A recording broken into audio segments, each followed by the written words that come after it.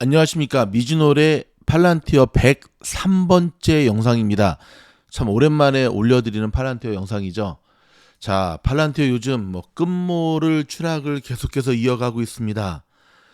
자, 오늘 영상을 통해서 팔란티어의 계속되는 추락의 원인은 무엇인지, 정말 희망은 없는 것인지, 여기서 우리가 놓아버려야 되는 것인지, 무인도까지 데려가려고 했는데 바꿔야 되는 것인지 한번 살펴보도록 할 텐데요.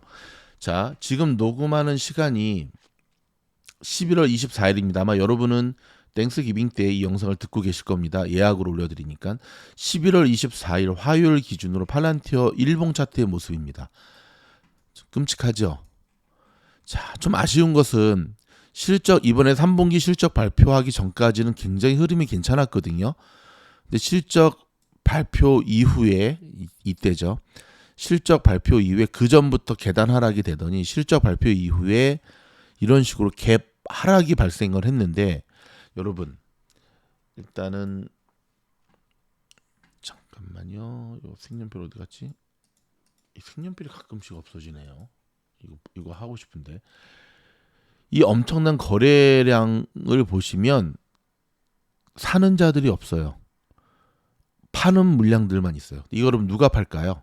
이걸 누가 파는 것 같습니까? 맞습니다. 내부자들이 파는 겁니다. 내부자들이 참 징하도록 팔죠. 자, 조금 제가 정리를 해봤습니다.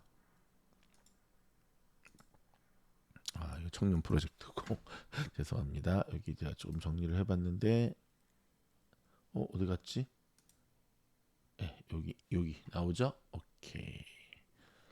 요거를 자, 팔란티의 추락 원인은 무엇일까?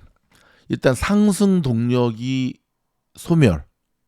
자, 일단 가장 중요한 게 이거죠. 정부 쪽의 계약권의 인컴이 조금씩 줄어들고 있다라고 하는 것.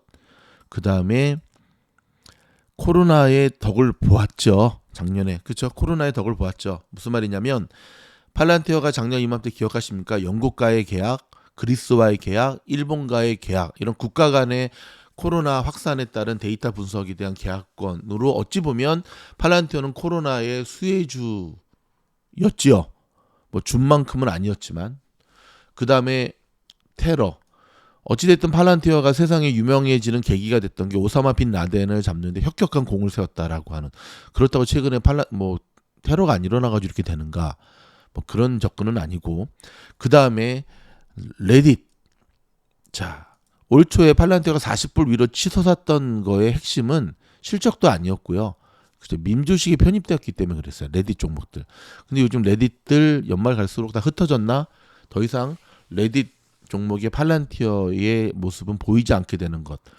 크게 준비한 요 네 가지로 인한 다른 것도 좀 있긴 하지만 상승 동력이 소멸됐다는 게 가장 큰 원인인 거고요.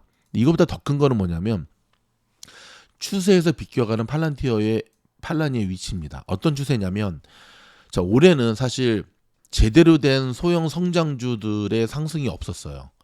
그러니까 소형 성장주들이 보면 실적이 굉장히 좋게 나오고 가이던스가 굉장히 좋게 나온 종목들이 몇 개가 갔을 뿐이지, 계속해서 나스닥의 빅테크주들과 다우 종목들 사이에서 왔다 갔다 핑퐁 게임 하듯이 진행되고 있으면서 올해 한 해가 좀 다 가고 있죠. 한 달하고 이제 6, 7일 남았는데, 즉 이러한 소형 성장주로의 상승세가 이어지지 않는 추세에 바로 팔라니가 포함되어 있다라고 하는 것. 참 운도 지질이 없죠. 근데 이 무엇보다 가장 중요한 것은 바로 이겁니다. 끊이지 않는 인사이더들, 내부자들의 거래에 대한 시장의 실망감입니다. 팔란티어의 내부자 거래는요, 실적 발표하고 난 그 다음 날부터 한 달 동안 진행이 되거든요. 그러니까 이제 지금 거의 다 지금 끝나가죠. 자, 그렇다면 우리는 팔라니를 포기해야 되는가? 그럴 수는 없죠. 계속해서 저희 미즈노라에서도 그랬고, 알렉스 카프도 그랬고, 팔라니는 장투로 가야 된다. 장투로 가야 된다라는 얘기를 계속해서 했는데, 자, 문제는 팔란티는 제 길을 가고 있는데 다른 기업들과 다른 추세들이 지금 너무 앞질러서 가다 보니까 상대적으로 팔란티어가 계속해서 뒤처진 모습으로 보여진다는 거죠.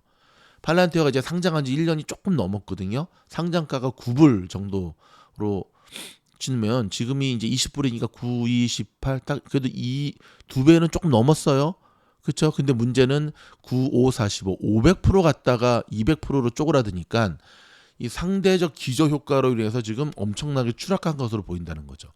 자, 팔란티어는 그럼 언제 상승할 건가? 자, 팔란티어의 상승을 루시드 차트에서 발견한다. 자, 한번 볼까요? 자, 팔란티어의 모습. 자, 그쵸? 지금 끝물을 추락. 곧 끝나갑니다. 그래도 20불대에서는 지지해주고 있죠. 일봉 차트로 보면 그래도 오늘 AM 시장에서는 웬일로 상승의 모습을 조금 이어가고 있는데 아직은 아닙니다.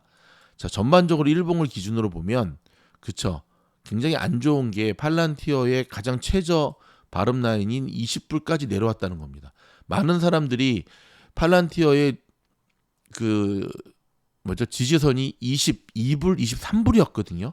그게 무너지면서 그것도 개파락으로 무너지면서 지금 여기까지 내려왔다는 것. 그리고 당분간 상승할 만한 여력이 없다는 거에 이 보라색이 제가 지금 계속 상승 추세 라인을 긋은 건데 점점점 이 간격이 벌어지고 있잖아요. 그렇죠? 자, 그렇다면 팔라니는 언제 상승할 것인가? 언제 상승하실 것인가? 강력한 상승 모멘텀이 있어야 되는데 그 상승 모멘텀을 저는 연말로 두고 있습니다. 연말과 내년 이제 1분 4분기 실적 발표 때 뭘 기점으로 하냐면 그렇죠. 팔란티어라는 회사가 이제는 재정 흑자로 돌아서는 그 타이밍으로 보고 있는데요. 자, 보십시오. 야후엔 파이낸스의 팔란티어를 검색을 해보면 EPS가 마이너스 0.28이 나옵니다. 요게 이제 마이너스 0.28에서 플러스로 돌아서는 게 저는 팔란티어가 전환되는 가장 유일한 상승 모멘텀이라고 봅니다. 자, 루시드를 보면 마이너스 10이에요. 여전히 좀 적자인데 자, 팔란티어에 지금 보면 기관들의 보유량이 31%로 굉장히 좋은 신호죠.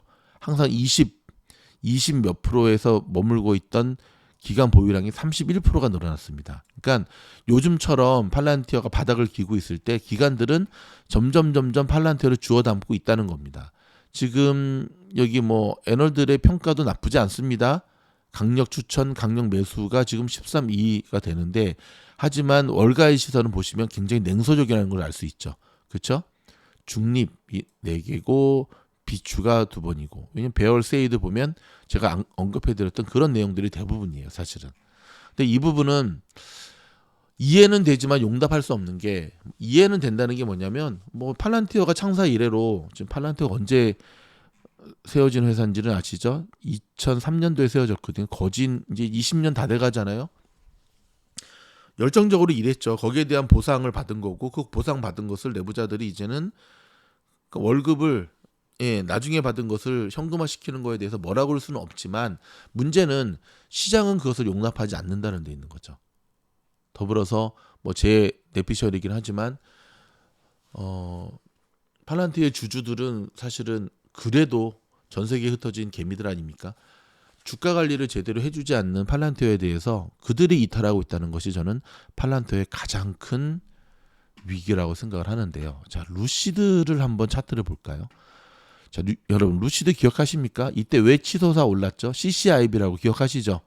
CCIB만 합병된다 해서 막 올랐는데 자, 합병이 되면 항상 이런 거는 툭 떨어지잖아요. 그렇죠? 루시드 64불까지 갔다. 그랬던 루시드가 최근에 지금 완전히 U자형 상승으로 그쵸 얼마 전에 57불까지 거의 다 왔습니다. 자, 이렇게 올라선 이유가 뭘까요? 그렇죠. 차가 드디어 만들어졌기 때문에 그랬고 차가 딜리버리 됐기 때문에 그런 거거든요. 그래서 이때 이렇게 폭락했을 때 폭락하고 막 그랬을 때 시장은 자 이제 루시드로 이제 티커가 바뀌면서 합병이 됐으니까 그래도 차량이 나와야지만 루시드가 상승으로 전환되는 계기가 될 것이다. 거의 비슷하죠, 여러분. 여기까지의 모습과 지금 팔란티어의 여기까지 모습 참 비슷하죠. 보십시오. 일봉인으로 거의 비슷하죠. 올라갔다 내려간 것 루시드도 다시 여기로 이렇게 여기까지만 봤을 때 올라갔다 내려간 것.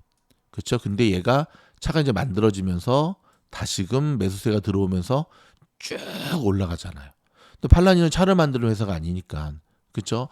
팔라니도 이제 이 위기를 알고 계속해서 일반 기업들을 대상으로 마케팅을 하고 영업사원 뽑고 하는데 문제는 뭐냐면 지금 기업들이 포스트 코로나 이후에 빅데이터에 대한 필요성은 알지만 당장 이게 회사의 매출로 얼마나 필요할까에 대해서는 큰 필요성을 잘 못 느낀다는 거예요. 이게 참 조금 이 판매 상품이 좀 심플했으면 좋겠는데, 근데 뭐 팔란티어의 빅데이터, 그러니까 팔란티어의 빅데이터 분석은 사실 굉장히 좋은 소재인 것만은 확실하지만 그 실제로 주식에 반영되기까지는 좀 인터벌의 시간이 필요하다는 것을 우리가 지금 인지할 필요가 있습니다.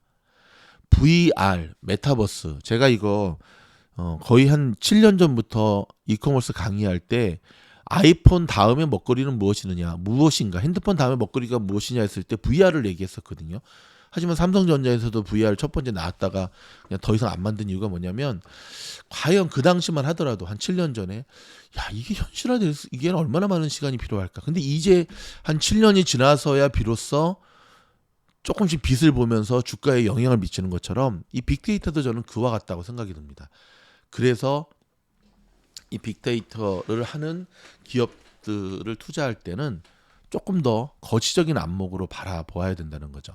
팔란티어가 루시드처럼 이렇게 상승으로 전환하기 위해서는 강력한 모멘텀이 필요한데, 좀 전에 보여드렸던 흑자 전환을 하는 계기가 됐을 때 얘가 U자형으로 상승이 될 겁니다. 빠르면 이제 4분기 실적 발표가 되는 내년 1월 아니면 그 다음 5월 정도로 예상을 합니다. 좀 기다리셔야 될 것 같습니다. 그래도 여러분, 묻어가는 주식이니까 이렇게 참고하시고요. 우리가 함께 견디면서 나갔으면 좋겠습니다.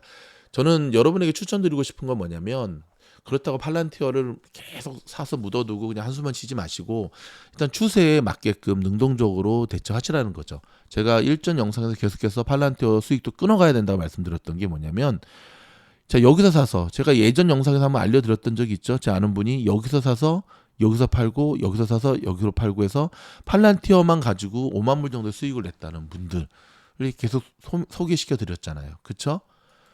팔란티어를 팔고 난 다음에 뒤돌아가는 게 아니라, 팔란티어 주주긴 하지만 상승으로 전환될 때 들어가면서 나가야지 팔란티어도 좋고 우리도 좋고, 결국 알렉스 카프도 우리에게 원하는 게 이게 아닐까요?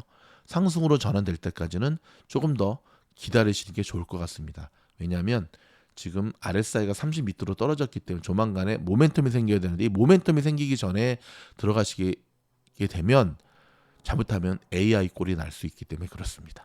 자, 팔란티어의 103번째 영상은 여기서 마무리합니다. 고맙습니다.